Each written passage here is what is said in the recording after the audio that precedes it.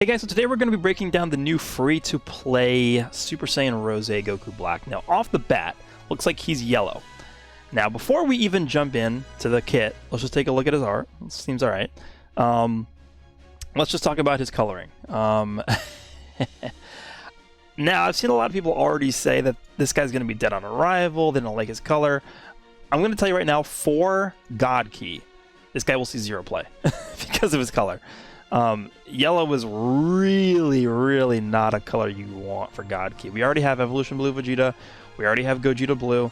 Now, on the other hand, this guy could be good if you don't have those characters, right? They're both LF characters, so it's not like everybody's just all of a sudden going to have those LFs. But I would even say, like, Zenkai God Vegeta is pretty solid as a yellow unit, you know, strike-based yellow unit for God Key. You know, a summonable Zenkai character is going to be hard for a free-to-play unit like this to beat him, but we'll see. For powerful opponent, I mean, Yellow's not the worst typing ever. He's not going to be better than LF Full Power Frieza, that's for sure. Is he going to be better than Broly? Maybe. Definitely going to be better than Turles. What else we got? Yellow Sin Shenron is going to be better than him. I mean, I guess there's really only like two options that you could really use for powerful opponent in terms of yellow units. The LF Full Power Frieza, and then the Zenkai Final Form Full Power Frieza, who's actually he's all right. I don't think he's crazy good. So it's not the worst thing ever. But then for future, you have the LF Future Gohan, right? He's like the mainstay yellow unit for that team. But then other than him, there's really not that much here. I mean, you have the Rage Trunks from the 2nd year anniversary, and that's it in terms of yellow future units. So what I feel like this guy's going to be, before even looking at his kit, he's probably going to be an option for players to use for these teams if you don't have the specific yellow LFs. Because a lot, like basically every single mainstay LF character, or sorry, every single mainstay yellow unit for these teams is an LF character. So if you don't have those LF characters, this guy can be a solid option. So let's go ahead and take a look at what he's doing. He is in fact a melee type, which we expected. So, all right. Strike attack is pretty decent, actually, 245,000. Defenses are looking pretty decent as well. This guy's stats aren't too bad. You're going to be able to get him all the way up to 14 stars eventually. So, normal strike and blast. And he's on a bunch of teams. Obviously, the three main ones are Future God Key and Powerful Opponent. He's not going to make the Saiyan team. Don't even bother. All right, ability. His main ability is the Rose-Colored Castigation. He gets 35% health. That's a lot. 30% strike attack for 30 timer counts, and then he gets -5 to own strike arts cost for 30 counts. Okay, so this is more so of a main ability you want to pop defensively, I think. Just because that healing is a lot. Like, 35% is not really a number you see too often as like a heal on main ability. I think the strike attack and cost reduction is probably going to come secondary to the heal in terms of how you want to prioritize the situations where you use this main ability. Z ability is 28% to tag future strike attack and defense, and then 18% to characters that are both on powerful opponent and future base blast defense. Yeah, this is what I was talking about earlier. It's very obvious that they're pushing this guy to be more so a future based unit, which is, you know, makes sense considering, again, the only sort of main yellow future unit is Future Gohan. So if you don't have Future Gohan, who's like the LF, right? He's an LF character. It's like everybody has Future Gohan. This is a decent secondary option to what looks like they're going for here. So, first unique is Beautiful Subjugation. Let's see. Applies the following effects to self when this character enters the battlefield. He gets 70% damage inflicted. That's pretty decent. Damage reduction, 35% for 15 counts. That's also pretty good. Applies the following effects to self upon landing a strike or blast arts hit while the enemy is inflicted with bleed, heavy bleed, or extreme bleed. 5 key. I can already tell where this is going. 5 key, 15% to strike damage inflicted, activates twice. Effects and activation counts reset after characters switch. Draw a strike arts card next, activates twice. So, it's pretty much just Vegito Blue, right? The 5 key and then drawing a strike card next is literally just Vegito Blue. But he also gets this 15% strike damage inflicted buff on top of that as well, which is pretty interesting. The only caveat is that the enemy has to be inflicted with bleed, which is not that difficult to do because you have the LF Rose, who inflicts extreme bleed on every single strike card, and you have the new Zenkai Merge Zamasu, who has a chance to inflict bleed on blast and strike card.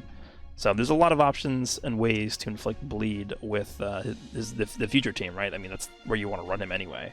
So I'm not really too worried about that restriction there, but this seems like a really, really good unique ability here. The damage reduction is also pretty high, considering that he's a free-to-play unit. So second unique ability is power to bring about the apocalypse. He gets 30% strike damage inflicted against hybrid Saiyans. Okay, just every single character's getting anti-hybrid stuff in their kit because they know they made a mistake.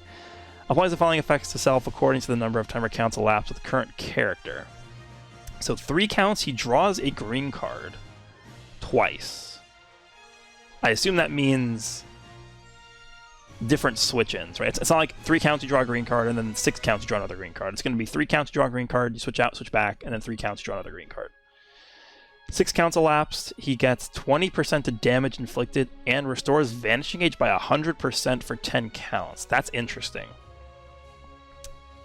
Or sorry, no. Sorry.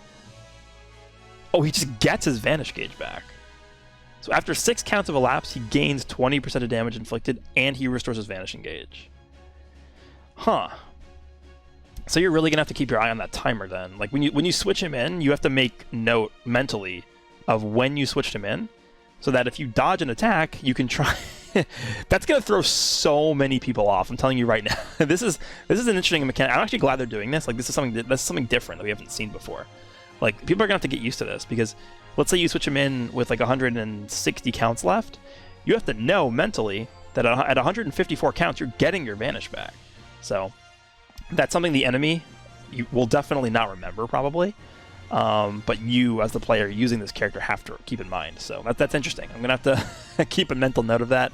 And then obviously the 20% damage on top of that is pretty good. And then 10 counts just restores 20 ki and then 20% damage inflicted. Unless the green card is giving him card draw speed, I really don't see that many situations where you're really keeping this unit in for 10 entire timer counts. That's a long time. Like, 10 timer counts is longer than a lot of people think. It's not impossible, but it's not something you're going to be seeing like every single time he switches in with ease. But that's a lot of damage. If we think about how much damage this guy's getting, he's getting 20% from the 6 counts thing. He's getting 20% from the 10 counts thing. That's 40% damage. Then he's getting 70% here, so that's 110%. Then he's getting 15% on strike for strike damage every time you use a card, activates twice. So that's basically, it's 150% damage inflicted. Which is definitely really good for a free unit. And then if you're up against Hybrid Saiyans, he's at 180% strike damage inflicted. So definitely a super, super focused character on strike attack specifically. And if you go to his arts cards, so he inflicts... Oh, he himself inflicts bleed with the strike card. That makes it a bit different. He has a 50% chance to inflict bleed. So, he's actually going to be able to activate this first unique ability by himself, right? Because applies the volume effects itself upon landing a strike or blast starts hit while the enemy is inflicted with bleed. So you have to first inflict bleed with this strike card, and then once you inflict the bleed, then your next attack will end up activating this ability. So that's actually pretty good, because now you're not forced to run him with another unit that has bleed, right? You can do it himself. It's just not as, reliable because it's only a 50% chance. You could use like 40 strike cards. You could miss every single one if you want to use him by himself. So, all right, the blue card is the Violent Fierce God Slicer. It's a melee-based blue card here. Major explode damage, and then inflicts enemy that you downgrade. 30% strike damage received, and then it has a 100% chance to inflict heavy bleed. Okay, so that's another way you can inflict bleed with this unit, but it's definitely not that reliable. The blue card, right? Then the green card, I guess I'm hoping this has card draw speed on it. So he restores ki by 40. This is doing a lot. Restores ki by 40. 10% to strike damage inflicted for 15 counts. 100% chance for next strike arts or blast arts to inflict enemy with heavy bleed. So that's yet another way you can inflict bleed. And then cancels enemy buff effects twice. Okay, and it costs 9 ki. That's pretty good. Yeah, I mean, it looks like they're definitely putting a lot of stock into ways that this character can inflict bleed by himself. You have the green card, the blue card, and at least a 50% chance to do it on just a normal strike attack.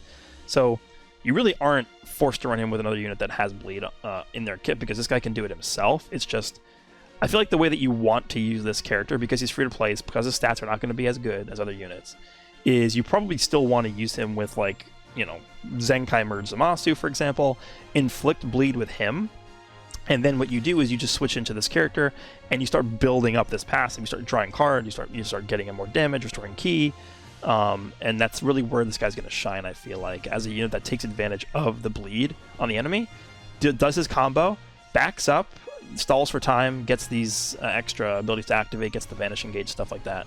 And then you sort of have a self-sustaining unit at that point. But we'll see how that actually plays out in game. So that's it for the free-to-play incoming Goku Black. Again, I think the color is a little bit eh. It's not the worst color ever, because again, I feel like he's just sort of a secondary option for these teams where the main yellow is an LF, which is basically all of the teams, right? But I feel like red probably would have been a better color for him. Let's check out the equipment. I believe there's at least one new equipment here. Let's go to the archive. See if it's even in here. If it's not, we can just wrap up the video. Yeah, this is the new piece of equipment here. So this is My Might Will Be Unrivaled for Super Saiyan Rose. Okay, well, I guess that's pretty specific. So base strike up to 15%. Oh, he has pure damage against Hybrid Saiyans. Okay. And then he has base health. This is a pretty solid equipment, but it's just very limited, right? I mean, the only characters you're going to really see that are able to use this are Green Rose, Purple Rose, and then I guess the new one, depending on how much he's used, right? It's pretty specific. How do you get this? Special battle? Okay. Well, I guess it's coming with some event, right? All right. Well, that's pretty much it. This update isn't too plentiful with content, I would have to say. But let me know down below what you guys think about this not LF, but this free-to-play Rose coming out. At the very least, everyone will be able to get him and play with him, so that's cool. I mean, the fact that they're releasing more and more of these free-to-play characters, I feel like is definitely a good thing. And on top of that, the fact that they're all powerful opponent is definitely good as well, because the way that they've built the powerful opponent team is just extremely LF heavy, right? I mean, we could even go take a quick look at the team here, right? Go to the character list, filter by powerful opponent here, and just look at this. LF, LF, LF, LF, LF, LF, LF. Like, they're all LFs. Like, the core of the team is basically just like 5 LFs, pretty much, right? So, the fact that they're giving us more options for this team that are free-to-play, right? We have the Purple Broly, who's an LF, or who's a free-to-play character. We have the Kid Buu, who's a free-to-play character. Now we have this Rose as a free-to-play character. So, I wish they... or I hope they keep this up as we move forward to the game, because this is such a big tag that they've seemingly limited to a few characters that are LF. So it's good to see that they're giving the free-to-play side to this team more, I guess, love. So again, let me know down below what you guys think about this Rose, and I will see you guys all for the showcase soon.